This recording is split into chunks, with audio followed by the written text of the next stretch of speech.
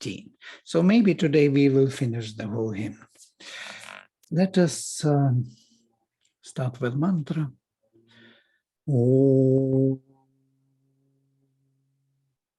Vang me manasi pratisthita mano me vachi pratishthitam aviravirma edhi vedasyama anisthaha shrutam me ma prahasihi anena dhitena Horatran samdadhami ritam vadishyami satyam vadishyami tanmamavatu tadvaktaram avatu mam avatu vaktaram Om Shanti Shanti, Shanti.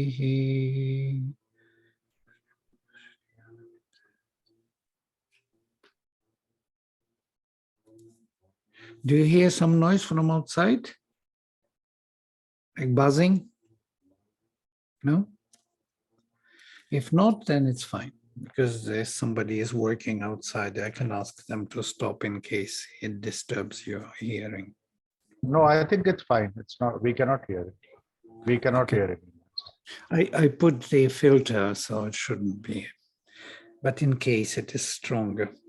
Great. So here we are. Pahi no agne rakshasah, pahi dhurtech aravanach, pahi rishata utava jighansatah, brihad bhano yavishthiya. Pahi, protect.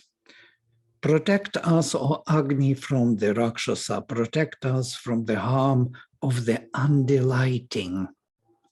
Protect us from him who assails, in him who would slay us. O vast of lustrous, O mighty and young. Now the word pahi is usually translated as protect. Pa, root pa to protect, but the root pa has another meaning, pibati, to fill, to drink, as you know, from here, pani in Hindi, water. So this root pa has interesting significance. How is that pa to protect and pa to drink? Yeah? So kind of, we have an idea that the drunken one, the one who is filled with substance, is protected. Yeah. So in a way, it is close to that idea, the original idea. The feeling from within is protecting. So we can translate it as I translate, fill us with your presence, or Agni, against the Rakshasa.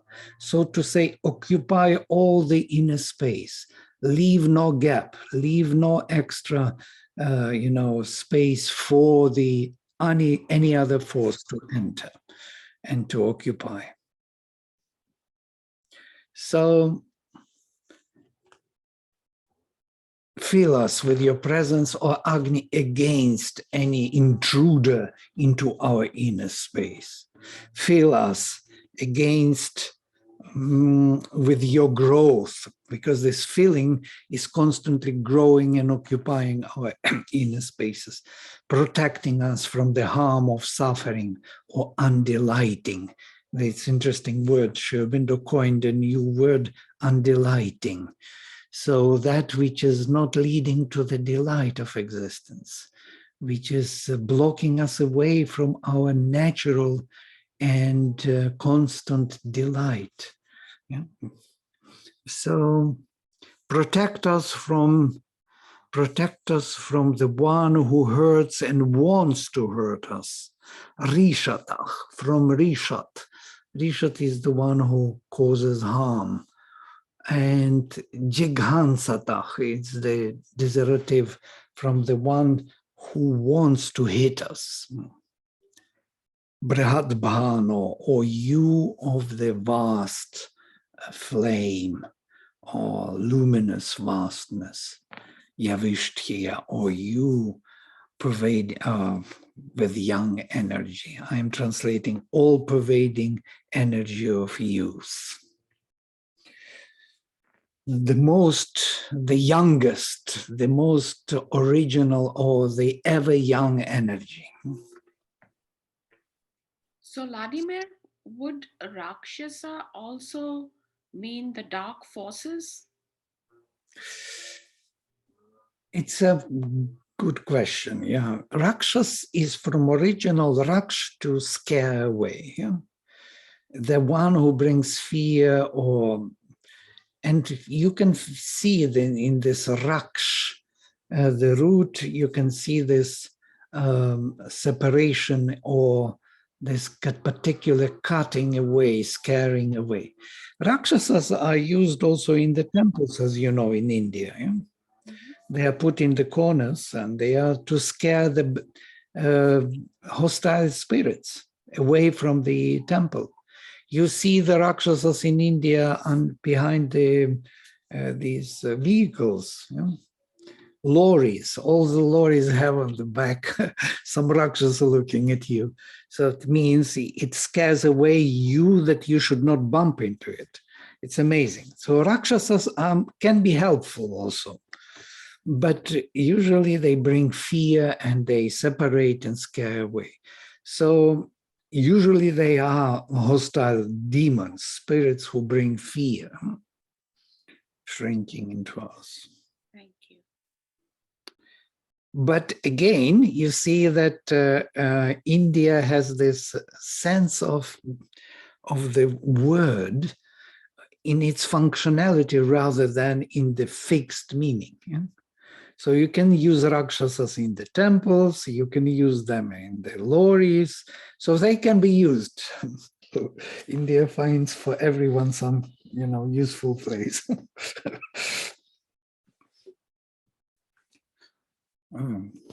But protect us against them. Fill us that they should not be able to enter and scare us.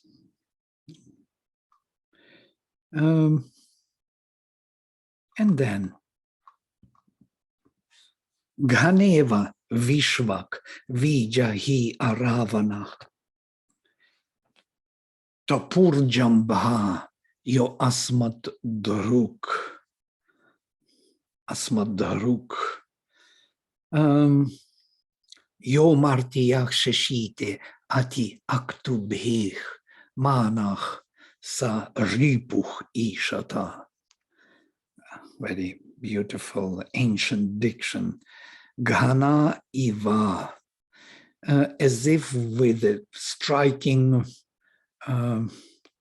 blow, Vishvak, in all the directions, Vijahi, kind of dispel or hit in all the directions, Aravanach, all the forces of the undelight. The forces of undelight is interesting. Sri Aurobindo's kind of the powers of undelight.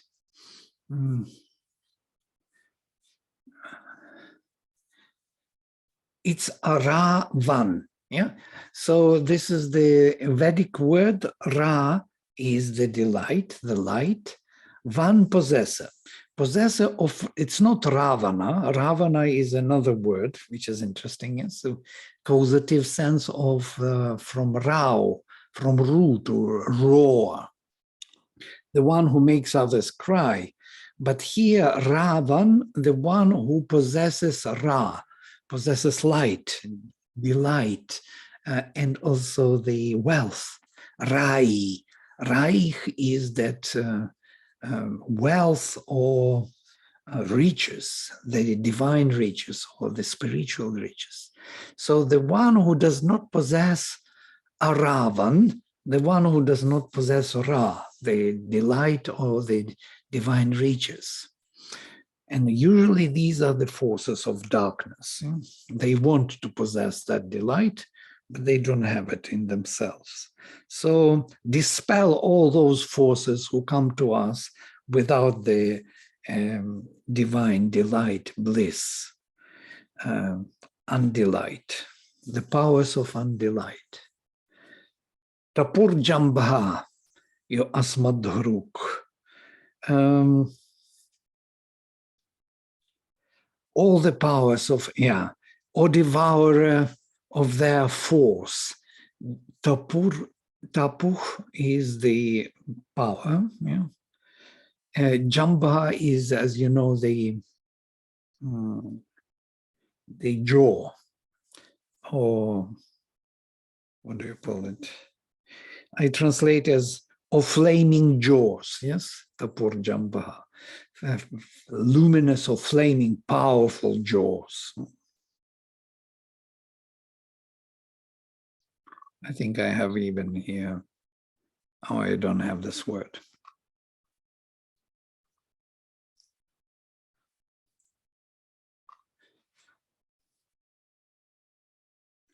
Yo asma druk. Druk, it's from druch. Druch is to betray, as you know, yes, mitra druch. So who betrays us, literally, or devourer of their force, and him who would do us harm. That's a Sri Aurobindo's translation, Asma Dharuk, is the one who, yes, who harms us or who betrays us. Later, it is a betrayal mainly, druhyate, druhyati, the word root. Yomarti yakshashite ati aktubhich, and the mortal who sheshite, who is skillful, who is sharpening, ati aktubhich, interestingly, over or above the actus. Now, the word actu means the day and night, or only nights. So over nights, who is sharpening the mortal, or over the days and nights, who is exceeds by the keenness, as Sri Aurobindo translates, of his actions. Whosoever mortal being exceeds us by the keenness of his actions. Kind of difficult to translate this because she root has the meaning of the sharpening, becoming more, I'm writing here, see, to grant, to bestow, from shore possibly, or to present or satisfy with, instrumental, or to sharpen. So there are too many meanings, but etymologically, most probably this is she to sharpen, who sharpens himself, maybe in this Tapur Jambha, this, how to say, who sharpens his skills, who becomes, I'm translating differently here, and who are skillful in the affairs of everyday life. That means in the ordinary life, they are very skillful and they can overpower us, who have certain skills, and they are not anti-divine forces, but they are, how to say, bound to the ordinary life and very skillful in it, and can do us harm also. I do not know whether it makes sense to you. Martiach, the mortals, the mortal beings, that means the human beings, who are very skillful over days and nights. So we cannot really beat them because they're strong. They're well trained in anything, in fighting, in knowledge. They are very versatile and so on. So they have all kind of privileges and powers which may overcome us with their, what do you call it? Cunning skills. So they may be stronger than us. So I can help you, Vladimir. Yes. Yes, It Rashi. is like this. all the musicians and artists and painters and dancers and poets are doing their work with all this crazy passion and, sense of flow and timelessness. And then there are people who are like, where are the accounts? The auditorium needs to be closed. 24 hours they are on those labor oriented, they're so um very. Hello. Yeah, I can hear you. Super. I don't I'm see at you, Aura but I hear you. University. I'm just entering the in the hostel, and your room I have just crossed. We are 108 room. All right. You are close to the room I lived always. Mm. Yes, I've just crossed that.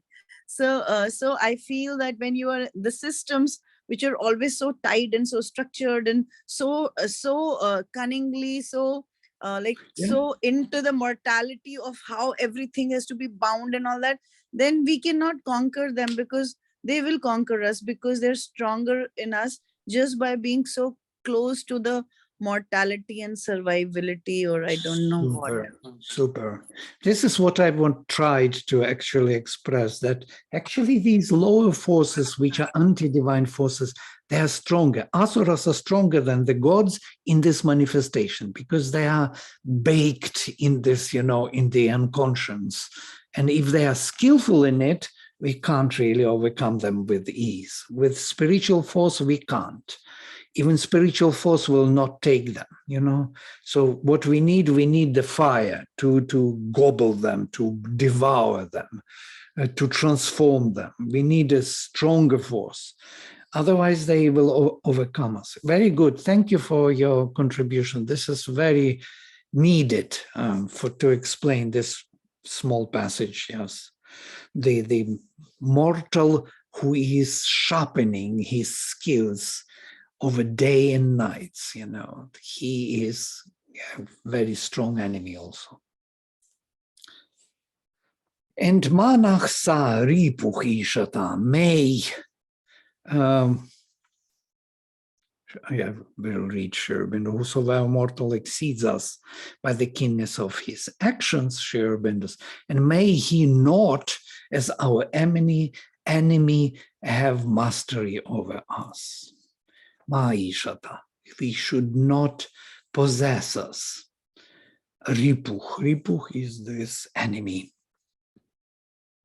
As the enemy, he should not possess us. He should not have power over us. Some boss at your work, or some kind of, maybe not boss, or some kind of spouse at home. I don't know. Could be very powerful possessor, and then you will be suffering quite a lot. I'm joking. With spouse, it's not necessarily so. No, we are taking you very seriously, Vladimir. No, sorry. Yeah. Well, those who were in this position, who were married several times, they know that it might be the case. Yeah. No, when you said I'm just joking, I said, no, I mean, we're taking you seriously. I was kidding. This today's class is very different and very interesting. I'm not able to focus because I'm amidst so many things. So, can you keep coming back and putting it in the context of, this real practical life where we are in right now, like you are doing, but don't say I'm joking. Okay. Well, the whole life, practical life, is a bit a joke in a way, in comparison to this spiritual, endeavor which we have to undertake. So Agni is our only hope. That is that divine will in us, in nature and in the heart, which can devour them. Tapur Jambha. He has the jaws of that's like furnace, like jaws of the light or the flame. Flaming jaws. Can you imagine where you put the metal, when you put the metal into that furnace, yes, where it is melting? This is something of that kind, into which you can pour everything and everything will be transformed. And the metal will be reshaped into a more noble material for us to live. So this is him. Yes, he will take all those powers of undelight and all those who betray us on the way, betray us as the divine beings, and those skillful ones who seem to be friends and human beings, but they have nothing to offer to us other than just lead us astray and possess us and misuse us. All of them, please take into your flaming jaws and transform into the divine properties. So work on our context, on our surrounding, as it were, not only on us. Vladimir, what is Ripu? Ripu? Ripu is the enemy. Okay. It is also, I didn't write it because it's a common word, but if you want to see, do you see the dictionary? I have it somewhere, but not right now. Okay, let me project the dictionary. So Ripu, deceitful, treacherous, false, the deceiver, cheat, rogue, enemy, adversary, and so on. So Okay. deceitful, yeah, also. Okay. The one who false, who is not true. Interestingly, Ripu also in the language now it means sin, sort of, or bad habit or something. Interesting, yeah. Ancient word, yeah, still there. It survived over thousands of years. Yes. Thank you. Yeah. But Vladimir, it means month. What could the association be, like month and enemy? Month? Yes. I don't know. It could be of different origin. I do not know why month. It's actually something connected with, yeah, let us check reap. To smear, to adhere, to deceive, to cheat. Lip, lipiate. You know the limpati, the root lip, lepa. It's still in Hindi. It is all these roots which are with l in classical Sanskrit. In the Vedic, they are with r. You see.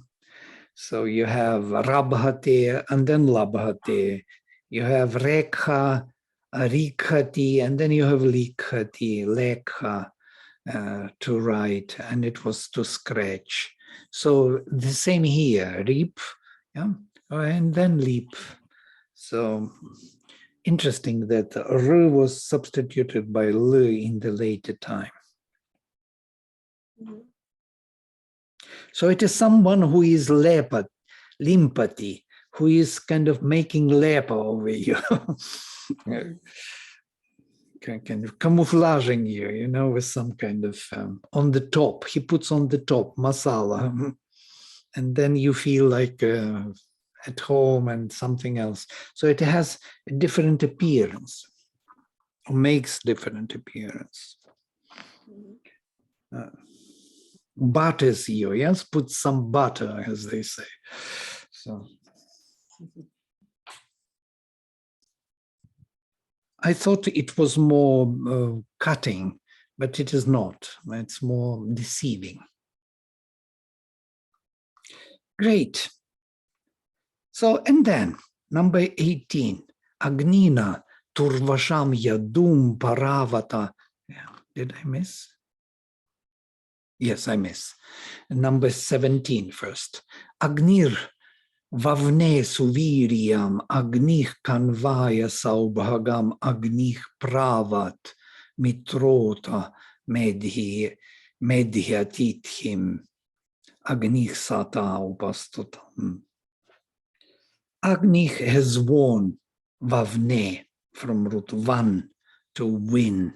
Actually, the same, interestingly, the same etymology, win, van. Also to enjoy, to win and to enjoy. These two things, to enjoy and to acquire, are always going together in many, many roots in the ancient Sanskrit. You have ashnot, ashnuti, ashnute, ashnoti, ashnati, to partake, to eat, and to gain. The same you have, or to realize. Same here, van, to enjoy and to win, to conquer, to obtain. So every time you possess something or conquer or acquire, appropriate, you enjoy, as it were. So appropriation is an enjoyment in this ancient thinking, because you make it your own. You extend your own being. And this extension of your being is actually a joy. So Agnih Vavne Suviryam, Agnih has won perfected energy. Kanvaya, for the Kanva, Saubhagam, has won the perfected enjoyment, Saubhagam. Suviryam and Saubhagam. Suviryam is the perfected power, Saubhagam perfected sharing, from root bhaj, enjoyment. From here, bhaga, bliss.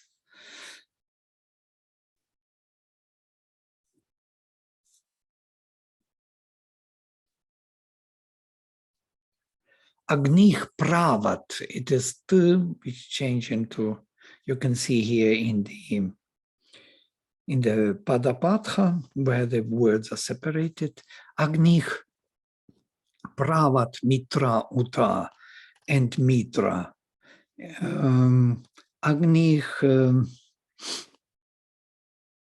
Shubhendu translates, protects for him all friendly things. Agni keeps ever in safe being Medhyatithi, who has confirmed him by the song of praise. I translate a bit differently, interpret differently. Agni has won the perfect power for realization of the divine, the perfect bliss. For Kanva Rishi, Agni protected Medhyatithi and all the godheads, Mitra and others.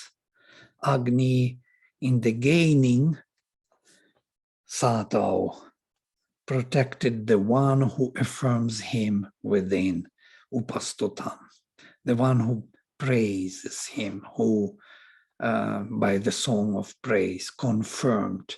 It's interestingly, I'm following Sri Aurobindo here, affirms him within. Sri Aurobindo translates, has confirmed him by the song of praise. This confirmation of the deity within yourself is that root stu, stuti, stotra. Yeah? That is something like establishment of the being, the divine being within yourself. Once you establish it, it works within you, yes? So that is stuti.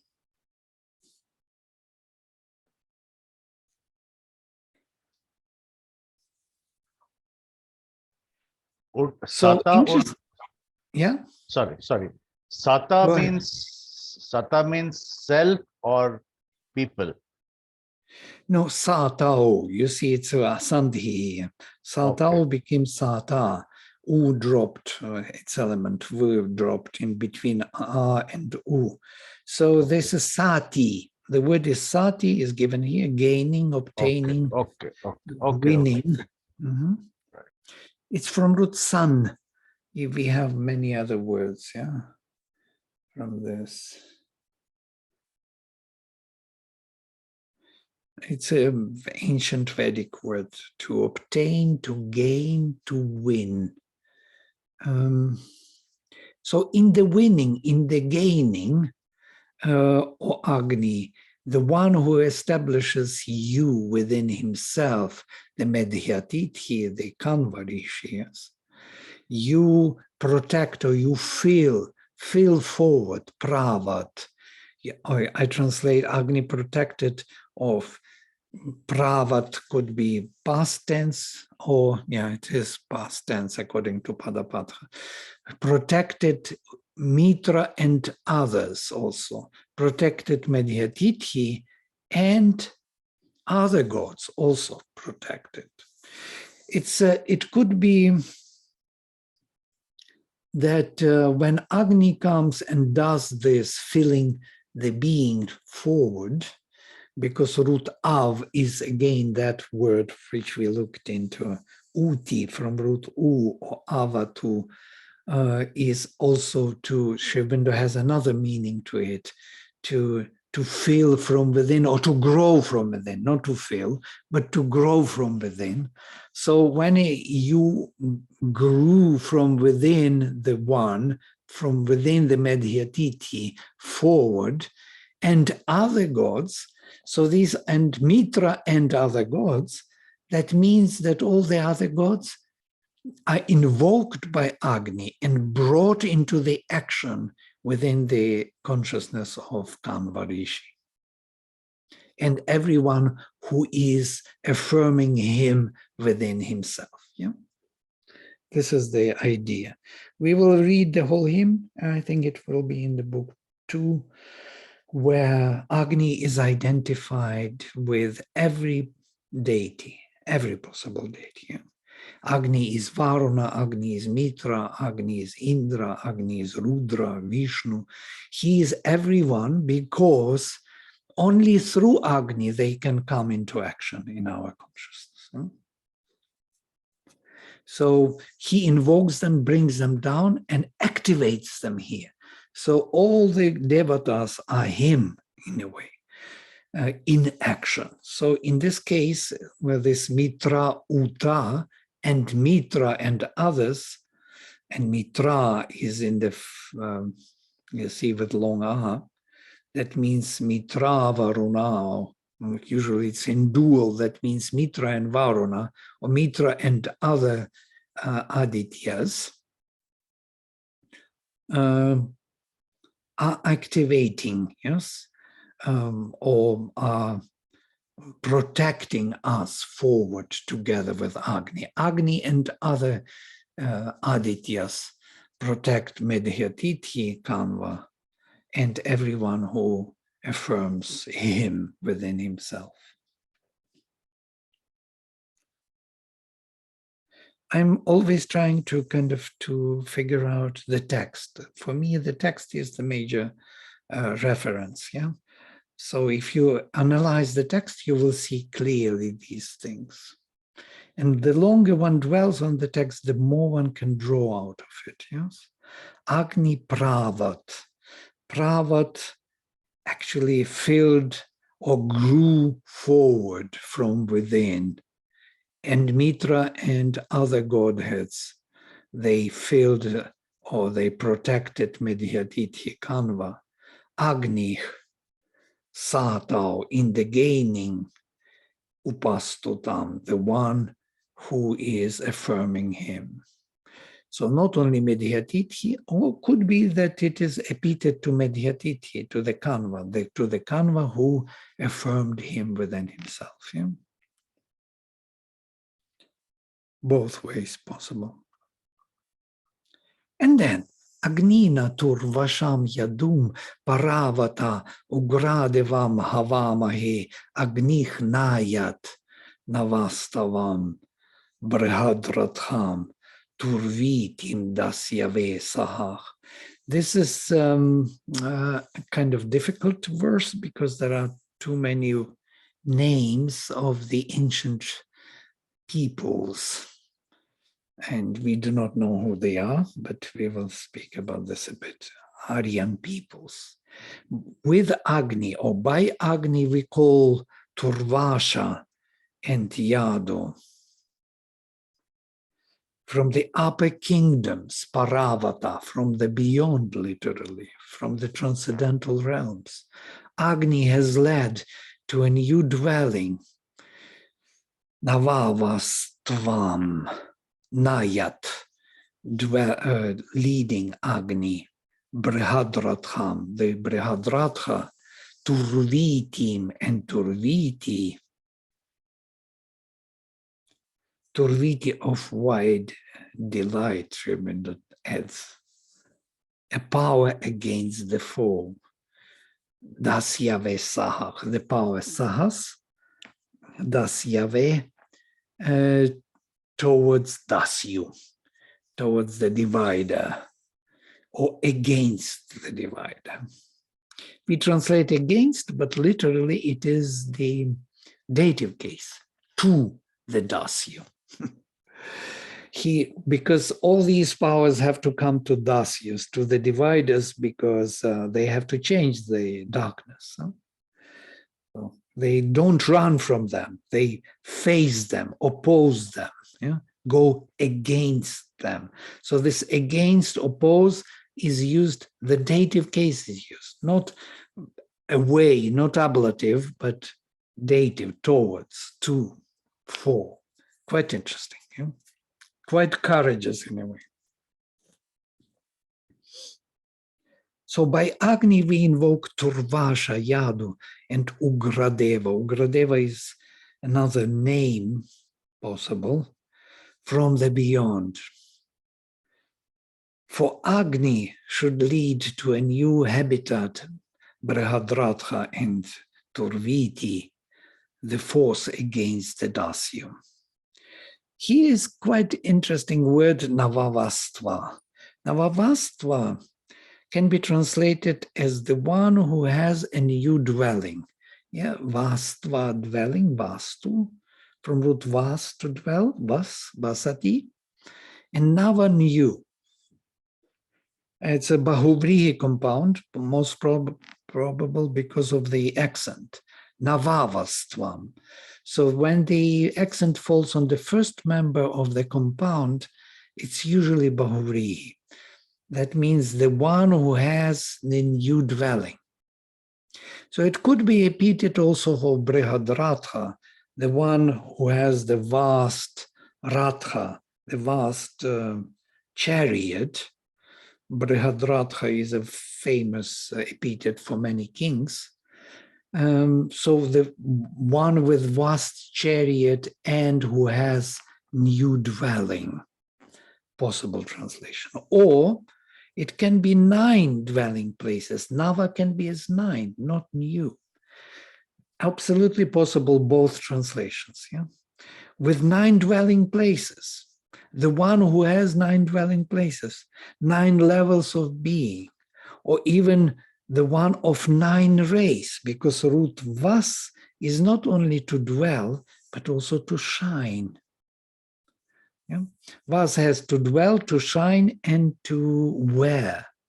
So 9 wearing places, 9 wearing garments, 9 dwelling places, and 9 shining rays. All these translations are possible. Could Turvitiv, sorry, go ahead. What are the 9 dwelling places? Right, and here I'm giving this compare with Navagvarishayah. Navagvarishis are the rishis of 9 rays, and they are commonly mentioned in the Veda. There are Navagvarishis who, by invoking Indra through Ayasya Rishi, gained one more level and became Dashagvarishis, rishis of 10 rays. This is an occult vision of 9, 3 times 3. Yes? We have 3 levels of 3 earths, 3 Rojanas. We have and 3 Diauch, 3 Trini Rajansi and Tisro Diavach. So we have 3, 3, 3. We have 3 earths, 3 vital realms, and 3 heavens. And this 3 times 3 is actually covering all possible combinations, or all possible levels of our consciousness to dwell on. So 3 mental realms, our Sahasrara, Ajna, and Vishuddha. Then 3 torso chakras, yes, 3 levels of the Anahata, Manipura, and Svadhisthana, and 3 lower chakras.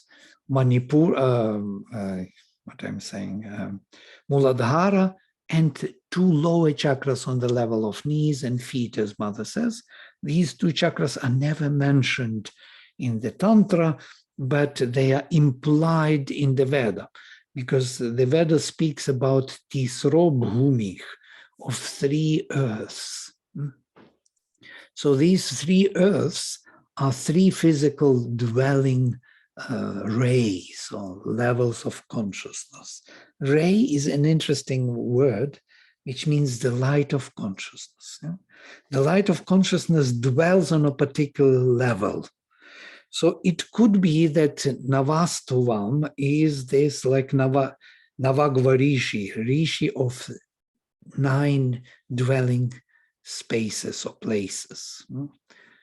And the Dashagva is going beyond into Trirochanas, in the 3 luminous realms of Svar, of the ray of the sun, from where Indra brings and connects with his Vajra. He breaks our ceiling and brings the light into our, transcendental light into our system. So from the Navagva Rishis, we become Dashagva Rishis, Rishis open to the transcendental. Which is where, Vladimir, I wanted to ask you, could Turvitim have anything to do with Turiam? Yeah, this 3 tur, interesting word, you see, could be. Let us check even there. But of course, it is the name of the Turvasa, for example, yeah?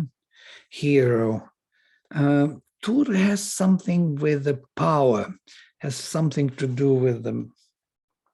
You can check, could be, etymologically.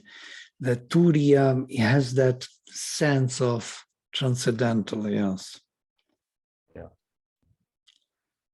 To hurry, to power, this overpower, this all to hurt, press towards, also running, to be fast, yes.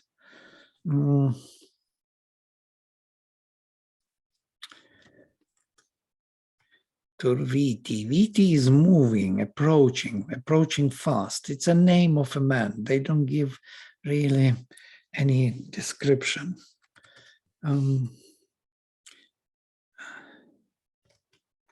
Okay. Quick, strong, quick. This is the meaning. Strong, quick. Maybe Turiya. This is forming 4th plane. The It's 4th very state of interesting. the soul. Yes, but the strange thing that 4th state really doesn't fit into that, into the counting. Chatur will be, yes, but Turiya, what it has to do with 4th. So it is a very mysterious name for the 4th, for the transcendental. Most probably powerful and quick, swift and powerful. That's the first original meaning, which later started to mean that transcendental power, immediate power, quick, swift, immediate, without delay. Power without delay is the realm of the transcendental. Like Turan. Like Turan in modern language. Turan. Okay. Okay, whatever. So, okay, thanks. I didn't know Turan, but it's good. Turant means fast, speed, or whatever. All right. Okay. We have another route, 3 tarati, to cross, to move from here, avatara, ava down, tara crossing, moving down. No, I asked because, since you mentioned, since there is Brihad Ratham, the larger vehicle, and there are these 9 worlds. So in one of your lectures, you had also talked about Turiam as the the higher world above the worlds of the Swar. So that is why I sort of connected them up. Yes, yes. It is already in the Upanishad studium, yes. But Upanishads are much later in time, so Okay, right. it's quite interesting that maybe there's some development or maybe some memory of that, which started to mean, I do not know why Turiam is the fourth, truly speaking. There is no explanation etymological. Most probably it is psychological or spiritual or experiential, So that's why I try to connect swiftness and power, immediate power with that realm, because otherwise how to explain it even? Okay, thanks. Sorry. Maybe something else we need to think. Okay, so he leads, or nayat could be also injunctive, which means should lead. I translate should lead. For Agni should lead to a new habitat, Brihadratha in Turviti. Turviti, the one who powerfully, swiftly approaches, literally, the force against the Dasya from the beyond, should lead to a new habitat, or should lead the Navagva, Brihadratha, and Turviti, so could be the 9 rays, but maybe not. Maybe better to keep it to a new habitat. But you have to keep it in mind in case some new insight you will get, that it could mean also that thing. So with Agni, from the beyond, we invoke Havamahe, the Ugradeva. Ugradeva is another very interesting word, having mighty deities, the name of the Rishi, and mentioned only in this verse in the Rig Veda and nowhere else in the literature. So there are words which are mentioned only sometimes, only in one verse, in the literature.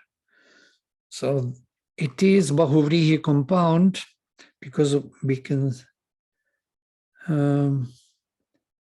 see it by the accent Ugradeva. So on the Udatta falls on the first member of the compound. So the one who has powerful godheads with him. It can be epithet to Turvasha and Yadu. I actually took this from the dictionary for us to read about these peoples. Yeah, and we can read here the Yadu, name of the ancient hero in the Veda, often mentioned together with Turvasha or Turvasu. Interesting, Turvasu. Vasu is shining light. Tur, swift, swift and powerful light. Very close to that idea of Turiya. Maybe Turiya is this Tur, fast, quick, and Ya, moving. It's not that which is to be quick, but that which moves quick, immediate. Yeah. So it's like Vaso, like Tur Vaso. I'm just speculating. Yeah, it's not necessarily so. We have to check it. On Turiya, I will concentrate and I'll try to figure out what it could mean. And described as preserved by Indra during the inundation. In epic poetry, he is a son of Yayati and brother of Puru and Turvasu, Krishna being descended from Yadu, as we know, he is Yadava. Yeah?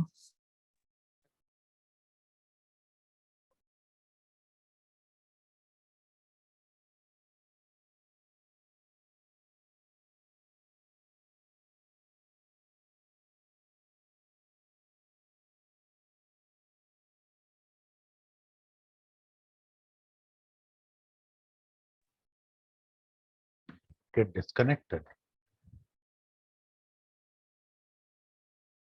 I think he's got disconnected. Yeah, something happened. Am I coming back? Yes, you're back. I'm back. Yes. So we know that Krishna is being descended from Yadu and Bharata and Kuru from Puru. This is all in Mahabharata, we know this. Yadu is also called the son of Vasu. Interesting, Vasudeva, yes? So from Vasudeva. King of Chedi, son of Haryashva. So it's all from Harivamsha and from Mahabharata, and Rig Veda. So these 5 people, look at this, the people of Yadu, wait a minute, somewhere, all the peoples were mentioned. They are...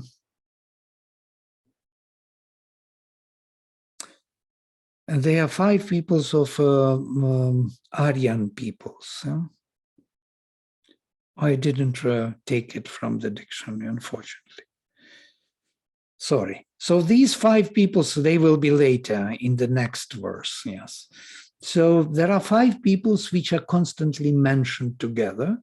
And these are 5 different races, Aryan peoples, yes, of the ancient times. We will talk about them. One of them is Yadu, Turvashu, and the others are Anus, Purus, and somebody else. So they are constantly mentioned together as those ancient tribes, divine people who are seeking the divine manifestation. Here they are also mentioned as Turvasha and Yadu from the beyond. Why they're from the beyond? And most probably because they bring these transcendental powers, and they have also with them efficient Ugra, terrible forces, divine forces, yeah? Ugra Devam, or efficient powers which can change our nature.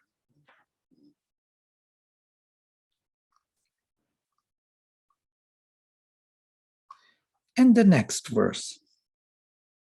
Oh, I will not finish, most probably. Let me try to finish, only 2 verses. Nitvam agne manurdadhe jyotir janaya shashvate di detha kanva ritajata ukshitach yam namasyanti krishtayach. Here krishtayach mentioned. Krishtayach are peoples, which is a very special word in the Veda. Krishti, those cultivating soil people, the cultivators by the spirit of this barren land. Yes, unregenerated being has to be cultivated.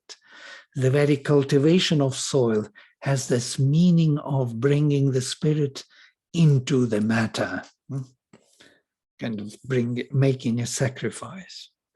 So nitvam dadhe, Manuch, the mental being, man, establishes thee within, or Agni, as a light for the eternal birth, Jyotich Janaya Shashvate. Mayst thou burn brightly in Kanva, Didet Hakanve, manifested in the truth, Rita Jatach, and increased in being, Ukshitach. Thou to whom the doers of action bow down, Yam Namasyanti Krishtayach, the doers of action, Krishtayach, Shubhendra translates. My interpretation, it is you, that mental being, holds within. Every mental being who has the mind holds within the flame, the light for eternal birth, holds within. Born in the truth, shine always in Kanva, that is strong, for whom bow down the peoples cultivating the barren land here. So Krishtaya, here I wrote, I took it from the dictionary for us to read. Man, races of man, sometimes with the epithet Manushich, or Nahushich, or Manavich, or Charshanis, in other words, acting, or cultivating. Originally, the word may have meant cultivated ground, then an inhabited land, next its inhabitants, and lastly, any race of man. Indra and Agni have the name Raja, and Patich Krishtinam, they are the lords of those who cultivate the land.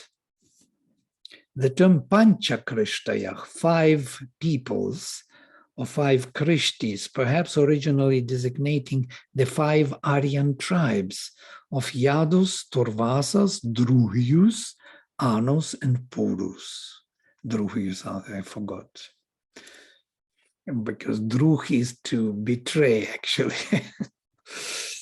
The traitors among us. But it may mean something else altogether. Some effective power of change, something. Comprehends the whole human race, not only Aryan tribes. So sometimes they think of the 5 races as all human races on earth, because human beings all are coming here to bring the divine, to find the divine in manifestation. They were made by nature for that purpose. So this is the idea. But this is a beautiful idea where we think of Krishti as we know it as agriculture, actually, yeah, as in Hindi or something. But Krishti is the peoples who are cultivating the land by the Spirit, because land needs cultivation. It needs, betterment, some kind of nourishment. Nourishment by what? By the Spirit, by working out.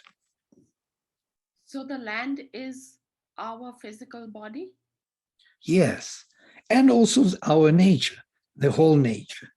Because first our immediate land is physical body, then our surrounding land is everything where we live, what we do with, yeah, our interaction with nature. And the last one, Tveshaso Agnich, Amavanto Archayach, Bhimaso na Pratita ye. Rakshasvinach sadam idyatumāvatah vishvam sam atrinam daha. Impetuous, O Agni, and forceful are thy flames, terrible and not to be approached. Always thou do burn utterly the powers who detain, and the powers who are vessels of suffering, yea, every devourer. This is the end of the hymn. Well, there are many anti-divine forces mentioned in the last. So the terrible flames should not be approached. They are terrible bhimasach. They are behemoths. They are creating fear. Napratitaye, not to be approached. Archayach, flames. Yeah.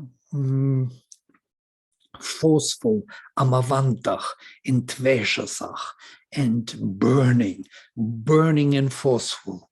Rakshasvinach, yatumavatach. Yatumavat is the Vedic word, the one who practices sorcery. So Rakshasvinach, those powers who create the fear and practice sorcery, Sadam id daha, always indeed burn, samdaha, totally burn, the devourer, vishvam atrinam, every devourer. So this is literally the meaning. So you see, rishis are always constantly invoke the Agni to help us out because we are confronted with the darkness. We are in the battle with ourselves, with our incapacities, with our oppositions of darkness within ourselves, and the constant transformation and sacrifice is taking place. That is the major preoccupation by the Vedic rishis.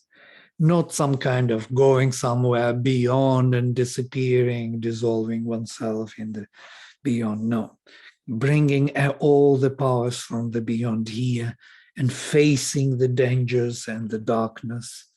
You know, that's why the dative case is used to oppose, to face the enemy. This is the courageous attitude of the Vedic rishis. All right, I will stop here.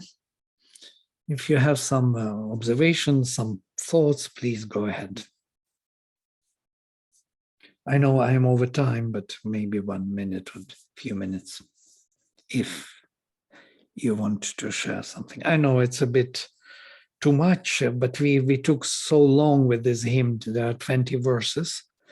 Of course, it would be nice to read through once and see how the whole thought is being built. Yeah, maybe I will do this next time. We will just briefly go through and feel all the elements. We will recompose them and have an idea of how the Rishi views this event. Yes. How he activates this force of the divine will within himself, because it is for that purpose, to activate the force. Yeah? So And very if we are not fighting with these forces of darkness, then of course it makes less sense. But if we are, then it will make more sense to us. Vladimir, will you send us this document, because the one you sent last time does not have the Sure, all I the changed. text. Yeah. I will send you after this immediate. Sure. Thank you. All right. Okay, then I will close with Gita Shri, you want to say something? I just wanted to say that it seems, it is maybe very symbolic. It has such a deeper meaning. And since, the rishis always used a language which was trying to camouflage the truth, make it a secret, maybe we have to get down to that using the symbolism. I thought we try to get out of that kind of camouflaging, so go straight to the meaning of this. But what I like about the Rig Veda, that they do not care about the philosophy. Yeah? They don't try to look philosophically correct. Yeah? They deal with what is there. Yeah? The truth is that there is a darkness. The truth is that there is an opposition. There is incapacity. There are powers. When we are reading nowadays with one group from Russia, the Descent into Night, the canto from the book 2 of Savitri. It's a terrible canto. You see all those creatures there, all those goblins, all those Rakshasas rising. Yeah? So they are there. That is the level of consciousness in the darkness which survives and which is there and which wants to rise and to be transformed. It wants to face the light. It is calling to it. It wants it. Yeah? It wants to be destroyed. That form of darkness and capacity wants to be destroyed. That's why it is coming to fight. Yeah? Because there is only one way to be destroyed, is to fight the divine. Yeah? And the divine will transform it. Yeah? So if rishis are so courageous that they don't care about this. By the way, the whole Indian tradition, because of these Vedic rishis, is so courageous. That because of this, the Gita exists. Yes, Krishna is not afraid of the battle. He gives his highest knowledge in the battlefield, in the moment when the arrows are already in the air, when they started to shoot, and all the arrows fly in the air. And so in that moment, he stops the moment and gives his teaching to Arjuna. So this is something only India had the courage to face the world as it is, without camouflaging it, making it beautiful, saying that the God is only good, eternal good, and there is some Satan or evil which is, against God. They don't view it like this. They know that these are the lower levels of existence which has to be faced with the light of the higher and transformed. And this knowledge is in the Veda. And actually it determines the whole Indian tradition. That's why it was true, truer than any other, in a way.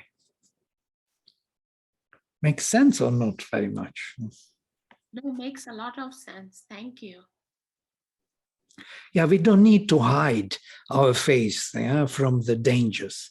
We have to face the dangers with the light of consciousness and transform it. I know it sounds easier to say than to do, but still we have to try to follow this vision of the Veda, or at least to learn about it from the Veda, and prepare ourselves to be ready to do it, maybe in the next life,